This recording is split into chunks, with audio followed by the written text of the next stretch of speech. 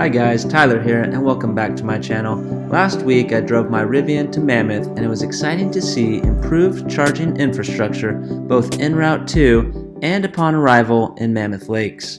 In prior videos I have detailed how convenient the Rivian Adventure Network chargers in Inyokern and Bishop have been.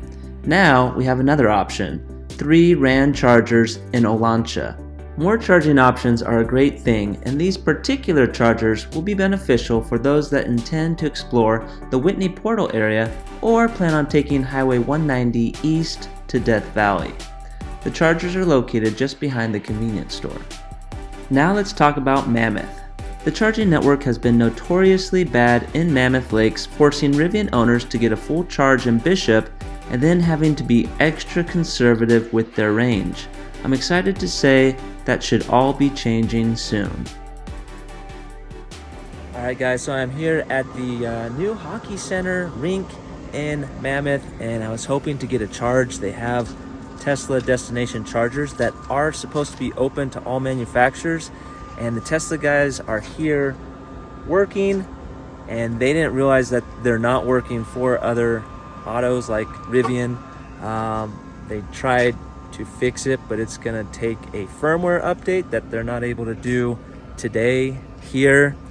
I'm hoping to get these online quick. They said that these are gonna be free, these destination chargers, and then of course the fast chargers you'll pay for, but as Rivian and Ford and GM switch to the Tesla plug, it'll have the software to bill you for that, and you can get your fast charge here at the Hockey Rink or the other Tesla Superchargers that are in Mammoth. But if you have a Rivian, you know that there's not a lot of charging options here right now, and we're hoping to get that fixed.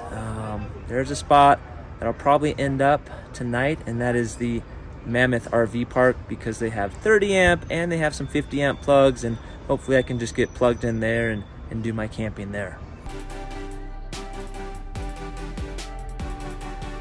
Okay, so here at the Mammoth RV Park, there are plenty of sites. It's a Tuesday and I don't see anybody here. In fact, the front office, I believe, is closed Tuesday, Wednesdays, but you can pay online, and at some point maybe somebody will come check me in.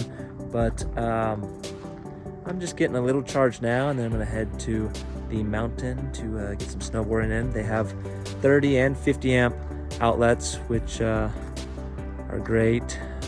Some sites I think are only the 30 amps, so you may want that adapter, because that's the only option. 30 amps better than nothing. Okay, so the manager for the park did come out, and I was able to ask her some questions. A lot of the park is closed once the snow arrives because they aren't able to plow the dirt areas. And that only leaves a small parking area for overnighters where there's 30 amp. And you'll probably need an adapter for that because it's not the NEMA 30, and Rivian doesn't give you the 30 amp adapter. But yeah, also they have the option for just charging if you're not going to be staying in your car. And for an overnight charge, it's $35, and there's also rates for 1 to 5 hours type of deal, but maybe I'll post those below here.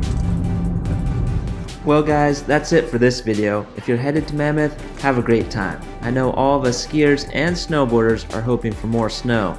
Don't worry, it'll come. For the latest updates on the chargers that I detailed in this video, check out the PlugShare app. The latest reviews indicate that the Mammoth chargers are still not functioning for non-Teslas. Let's hope that changes soon.